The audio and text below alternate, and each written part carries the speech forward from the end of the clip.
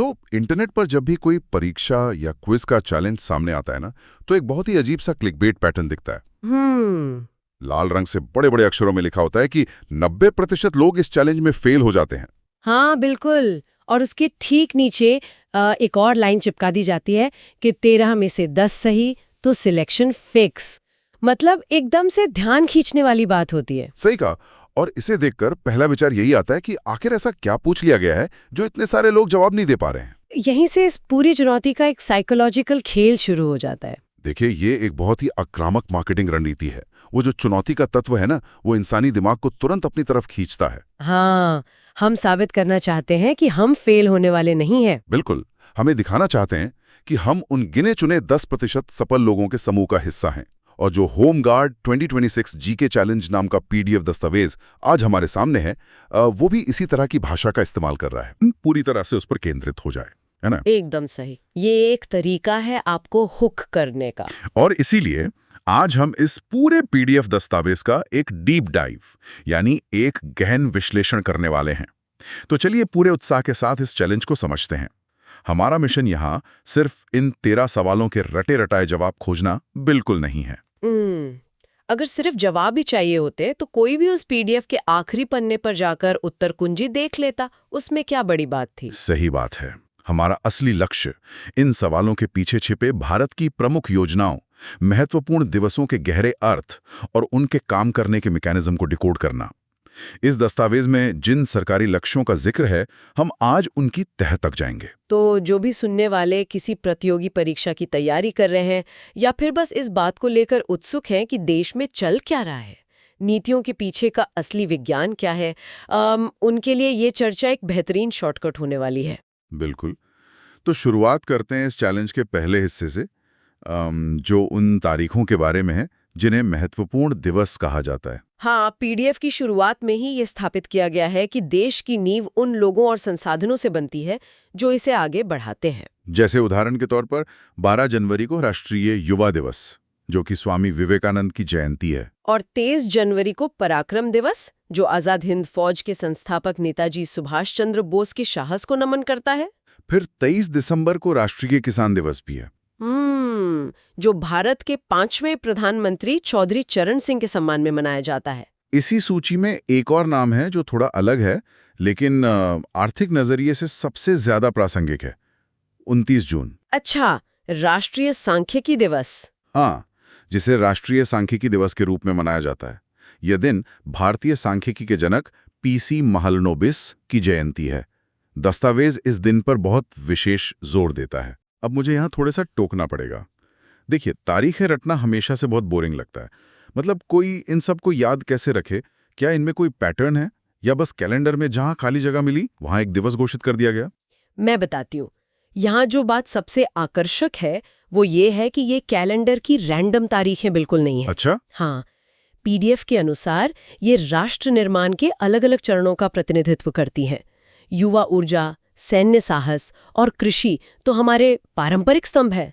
लेकिन जब हम महालनोबिस की बात करते हैं ना, तो हम भारत के आधुनिक आर्थिक इतिहास की बात कर रहे होते हैं। मतलब आजादी के बाद वाले समय के? बिल्कुल। आजादी के बाद जब भारत ने दूसरी पंचवर्षीय योजना बनाई थी, तो महालनोबिस ने ही उसका सांख्यिकीय मॉडल तैयार किया था। उस मॉडल ने भारत का पूरा फोकस कृषि से हटाकर भारी उद्योगों और फैक्ट्रियों की तरफ मोड़ दिया था। ओह, तो ये एक बहुत बड़ा डेटा आधारित फैसला था। एकदम। इसलिए 29 जून को याद करना सिर्फ एक वैज्ञानिक को याद करना नहीं है, बल्कि देश के उस ऐतिहासिक फैसले को याद करना है जहां हमने डेटा और प्लानिंग को अपनी अर्थव्यवस्था का आधार बनाया था। ये नजरिया तो बहुत दिलचस्प है। मतलब हम सिर्फ भावनाएं नहीं बल्कि सिस्टम और डेटा को भी सेलिब्रेट कर रहे हैं। और इस पीडीएफ में एक और दिन का जिक्र है, 22 मार्च, विश्व जल दिवस। हाँ, जिसका मुख्य उद्देश्य जल संरक्षण को बढ़ावा देना है, जो कि सस्टेनेबल डेवलपमेंट गोल यानी SDG 6 का हिस्सा है। अब ये तो एक ग्लोबल मुद्दा हो गया ना? है तो ग्लोबल मुद्दा, लेकिन ग्लोबल लक्ष्यों को नेशनल अवेयरनेस से कैसे जोड़ा जाए, ये उसका एक बहुत अच्छा उदाहरण है। पीडीएफ में इसे याद रखने की एक ट्रिक भी दी गई है जो मुझे काफी तार्किक लगी। हाँ, वो 22 वाली ट्रिक ना? बिल्कुल। उसमें लिखा है कि 22 मार्च को विश्व जल दिवस है, फिर ठीक एक महीने बाद 22 अप्रैल को पृथ्वी दिवस है, और फिर ठीक एक महीने बाद 22 मई को जैव विविधता दिवस है। ये काफी इंटरेस्टिंग है। 22 की तारीख प्रकृति के लिए एक तरह से लॉक कर दी गई है। हाँ, पहले जल, फिर पृथ्वी और फिर उस पृथ्वी पर मौजूद जैव विविधता। ये सीक्वेंस एक लॉजिकल प्रोग्रेशन है जो इसे रटने के बजाय समझने में मदद करता है। और इसी तरह जब हम तारीखों के पीछे का तर्क समझ लेते हैं तो वे हमारी समझ का हिस्सा बन जाती हैं। फिर भूलने का चांस कम रहता है। चलिए, राष्ट्र निर्माताओं और तारीखों की इस चर्चा से थोड़ा आगे बढ़ते हैं और जमीन पर आते हैं। किसान दिवस के जिक्र से ये सवाल उठता है कि आखिर नीतियों के स्तर पर किसानों और पारंपरिक कारीगरों के लिए सच में क्या हो रहा है। इस स्रोत सामग्री में 2 बहुत ही प्रमुख योजनाओं का मैकेनिज्म समझाया गया है, जिसमें पहली है पीएम किसान सम्मान निधि। हाँ, पीडीएफ के अनुसार इस योजना का जो मैकेनिज्म है वो भारतीय कृषि व्यवस्था में सरकारी सहायता पहुंचाने के तरीके को पूरी तरह से बदल देता है। बिल्कुल बदल देता है। इस दस्तावेज में बताया गया है कि इस योजना के तहत किसानों को प्रतिवर्ष 6,000 रुपए की वित्तीय सहायता दी जाती है। लेकिन दिलचस्प बात यह है कि ये रकम एक साथ नहीं दी जाती। हाँ, बल्कि 2,000 रुपए की 3 समान किश्तों में सीधे किसानों के बैंक खाते में भेजी जाती है, जिसे हम डीबीटी कहते हैं, डायरेक्ट बेनिफिट ट्रांसफर। बिल्कुल। और इसके साथ ही पीडीएफ में पीएम विश्वकर्मा योजना का भी पूरा ढांचा समझाया गया है, जो पारंपरिक कारीगरों के लिए है। हाँ, ये योजना 18 पारंपरिक व्यापारों से जुड़े कारीगरों के लिए है, जैसे बढ़ई, लोहार या कुम्हार। इस योजना के तहत उन्हें आधुनिक उपकरण यानी टूल किट खरीदने के लिए 15,000 रुपए का ई वाउचर दिया जाता है। और शायद बिजनेस बढ़ाने के लिए कोई लोन भी है। सही कहा। इसके अलावा अपना बिजनेस बढ़ाने के लिए 5% के बहुत ही कम ब्याज दर पर 3 लाख रुपए तक का लोन उपलब्ध कराया जाता है। अब देखिए, मुझे यहाँ एक बड़ा विरोधाभास नजर आता है। कैसा विरोधाभास? अगर सरकार को मदद ही करनी है तो किसानों और कारीगरों को सीधे नकद पैसे क्यों नहीं दे देती?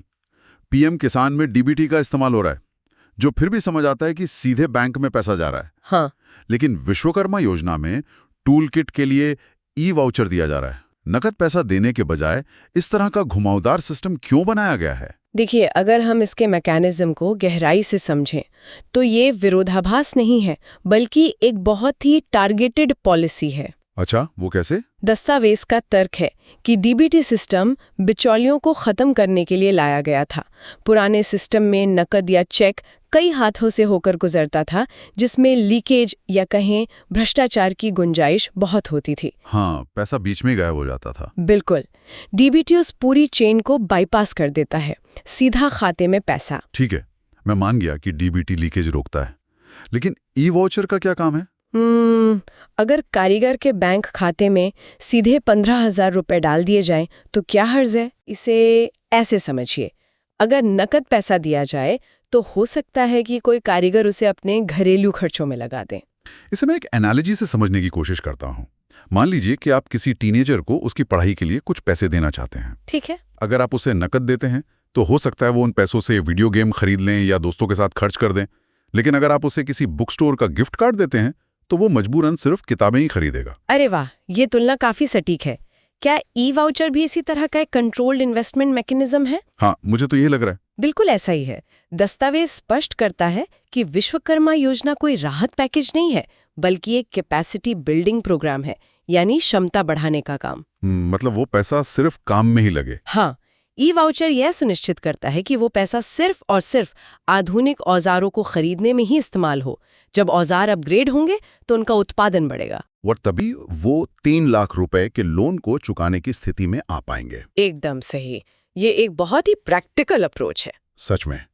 अब जब हम कृषि और ग्रामीण अर्थव्यवस्था की बात कर रहे हैं तो एक बहुत बड़ा वर्ग ऐसा है जिसकी चर्चा अक्सर कम होती है। महिलाओं की बात कर रहे हैं आप? हाँ, खेती में सबसे ज्यादा मेहनत महिलाएं करती हैं, लेकिन जमीन अक्सर उनके नाम नहीं होती। इस पीडीएफ का अगला हिस्सा ग्रामीण महिलाओं को आर्थिक आजादी देने और तकनीक से जोड़ने पर केंद्रित है। इस हिस्से में जिन 2 योजनाओं का जिक्र है ना, उनका मैकेनिज्म ग्रामीण समाज के ढांचे को पूरी तरह से बदलने का दावा करता है। पहली योजना है बजट 2026 के दस्तावेजों से नमो ड्रोन दीदी योजना, जो कृषि कार्यों को आधुनिक बनाने के लिए है। बिल्कुल। और रोजगार देने के लिए ये योजना महिला स्वयं सहायता समूहों को, जिन्हें हम एसएसजी कहते हैं, उनको ड्रोन की लागत पर 80% की भारी सब्सिडी देती है। और दूसरी योजना है लखपति दीदी योजना, जिसका एक नया लक्ष्य 2026 में सेट किया गया है। वो लक्ष्य क्या है? लक्ष्य ये है कि मार्च 2029 तक 6 करोड़ स्वयं सहायता समूह की महिलाओं को लखपति बनाना है। लखपति मतलब? लखपति यानी जिनकी वार्षिक आय कम से कम 1 लाख रुपए से अधिक हो। अब यहाँ मेरा एक बहुत ही व्यावहारिक सवाल है। हाँ। देखिए, ड्रोन कोई खिलौना तो है नहीं। बिल्कुल नहीं। इसे उड़ाने के लिए प्रॉपर लाइसेंस चाहिए, ट्रेनिंग चाहिए, और इसकी मेंटेनेंस भी काफी महंगी होती है। पीडीएफ ये दावा कर रहा है कि गांव की महिलाएं, जो शायद पहले से ही कई सामाजिक और आर्थिक चुनौतियों का सामना कर रही हैं, वो अचानक से हाईटेक कृषि ड्रोन उड़ाएंगी। आपको लग रहा है ये प्रैक्टिकल नहीं है? हाँ, मतलब गांव की महिलाएं और हाईटेक कृषि ड्रोन, ये तो ऐसा है जैसे किसी पुरानी क्लासिक फिल्म में अचानक से साइंस फिक्शन का तड़का लगा दिया हो। क्या ये कागज पर जितना अच्छा लग रहा है, असलियत में उतना ही मुश्किल नहीं है? मैं आपका पॉइंट समझ रही हूं, लेकिन इस संदेह का जवाब उस संस्थागत ढांचे में है जिसका जिक्र दस्तावेज में किया गया है। कौन सा ढांचा? स्वयं सहायता समूह। देखिए, ये योजना किसी एक अकेली महिला को ड्रोन नहीं दे रही है, ये एक पूरे समूह को ड्रोन दे रही है। ओ, तो ग्रुप ओनरशिप है। हाँ, समूह होने का फायदा ये है कि जो ट्रेनिंग का खर्चा है, मेंटेनेंस का लॉजिस्टिक्स है और जो बिजनेस का रिस्क है, वो सब बट जाता है। मतलब ये एक तरह का ग्रामीण स्टार्टअप मॉडल है। पीडीएफ के मुताबिक बिल्कुल यही मॉडल है। अगर हम इसे बड़ी तस्वीर से जोड़ें तो ये एक तीर से 2 निशाने लगा रही है। ड्रोन खेतों में कीटनाशक और उर्वरक छिड़कने के लिए किराए पर दिए जाएंगे, जो कि हाथ से छिड़काव करने के मुकाबले बहुत तेज और सुरक्षित होता होगा। बिल्कुल। और जब ये महिलाएं किसानों को ड्रोन सर्विस देंगी तो वे उस तकनीक से अच्छी खासी कमाई करेंगी। तो ये सिर्फ खेती का आधुनिकीकरण नहीं है। नहीं, ये ग्रामीण स्तर पर महिलाओं के लिए एक नया सर्विस सेक्टर खड़ा करने की कोशिश है। और शायद यही वो मैकेनिज्म है जो उस दूसरे लक्ष्य को संभव बनाता है, मतलब वो 6 करोड़ महिलाओं को लखपति बनाने वाला लक्ष्य। एकदम सही पकड़ा आपने। क्योंकि अगर वे सिर्फ मजदूरी करेंगी तो साल का 1 लाख कमाना बहुत मुश्किल है। लेकिन अगर वे एक टेक आधारित बिजनेस चलाएंगी तो वो आंकड़ा गणितीय रूप से संभव लगने लगता है। और इसके साथ ही एक सामाजिक प्रभाव भी होगा। कैसा प्रभाव? जब गांव की कोई महिला तकनीक के जरिए अच्छी कमाई करेगी तो परिवार और समाज के फैसलों में उसकी आवाज अपने आप मजबूत हो जाएगी। दस्तावेज भी इसी आर्थिक और सामाजिक मल्टीप्लायर इफेक्ट की ओर इशारा करता है। ये तो वाकई एक गहरा बदलाव है। तो हमने अब तक युवाओं, किसानों, कारीगरों और महिलाओं के आर्थिक मैकेनिज्म की बात कर ली। हाँ, काफी कुछ कवर कर लिया है। लेकिन जब नागरिक आर्थिक रूप से मजबूत होने लगते हैं तो बुनियादी जरूरतों का स्तर भी बढ़ जाता है। पीडीएफ का आखिरी और सबसे बड़ा सेक्शन स्वास्थ्य, ऊर्जा और 2047 के विजन को लेकर है। देखिए, अर्थव्यवस्था के सिद्धांत कहते हैं कि एक विकसित राष्ट्र बनने के लिए महज आय बढ़ाना काफी नहीं है।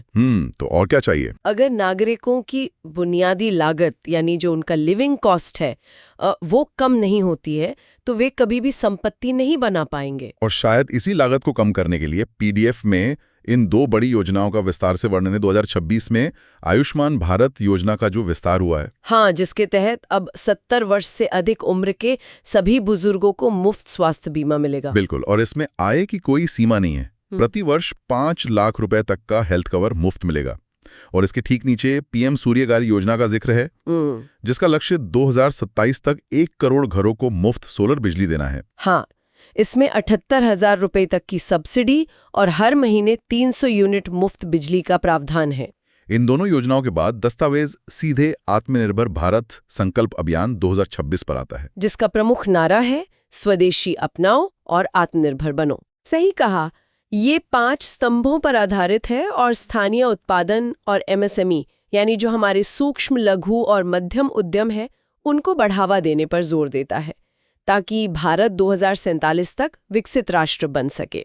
अब मुझे यहाँ पर इस पीडीएफ के लॉजिक पर थोड़ा सा सवाल उठाना है। बताइए, क्या सवाल है? मैं समझ सकता हूँ कि बुजुर्गों के लिए हेल्थ कवर जरूरी है और घरों पर सोलर पैनल लगाना भी पर्यावरण और जेब दोनों के लिए एक अच्छी बात है। हाँ, ये तो है। लेकिन ये दस्तावेज जिस तरह से इन कल्याणकारी योजनाओं को सीधे आत्मनिर्भर भारत और एमएसएमई के विकास से जोड़ रहा है ना, वो मुझे एक बहुत बड़ी छलांग लगती है। मतलब ये आपस में जुड़े कैसे हैं? आप पूछना चाह रहे हैं कि कनेक्शन क्या है? हाँ, तो इस सब का असल मतलब क्या है? क्या महज बिजली का बिल बचने से लोग सच में स्थानीय उद्योगों के उत्पाद खरीदेंगे, या ये सिर्फ एक किताबी थ्योरी है? देखिए, इस पीडीएफ में जिस मैक्रो इकोनॉमिक थ्योरी को पेश किया गया है उसे समझना जरूरी है। इसे बिहेवियरल इकोनॉमिक्स के नजरिए से देखिए। अच्छा, बिहेवियरल इकोनॉमिक्स। हाँ, भारत में एक आम परिवार की सबसे बड़ी चिंता क्या होती है? हेल्थ केयर का अचानक आने वाला खर्च। सही बात है। बीमारी बताकर थोड़ी आती है। और अगर घर में किसी बुजुर्ग को गंभीर बीमारी हो जाए तो परिवार की जीवन भर की बचत एक झटके में खत्म हो जाती है। हाँ, लोग कर्जे में डूब जाते हैं। बिल्कुल। तो 70+ उम्र वालों के लिए जो 5 लाख रुपए का हेल्थ कवर है, वो उस बचत को खत्म होने से रोकता है, परिवारों को मेडिकल के भारी खर्चों से बचाता है। ये बात तो तर्कसंगत है कि हेल्थ कवर से वो जो आउट ऑफ पॉकेट खर्च है वो बचता है। अब इसमें सोलर योजना को जोड़िए। दस्तावेज का दावा है कि जब 300 यूनिट फ्री सोलर बिजली मिलती है तो परिवार का मासिक खर्च सीधा कम हो जाता है। हाँ, बिजली का बिल 0 हो गया। तो अब उस परिवार के पास डिस्पोजेबल इनकम बचती है, यानी खर्च करने योग्य आय। पीडीएफ की थ्योरी ये है कि जब बुनियादी खर्चों की अनिश्चितता खत्म होती है तो नागरिक उस बचे हुए पैसे को बाजार में खर्च करते हैं या फिर छोटे व्यापारों में निवेश करते हैं। बिल्कुल।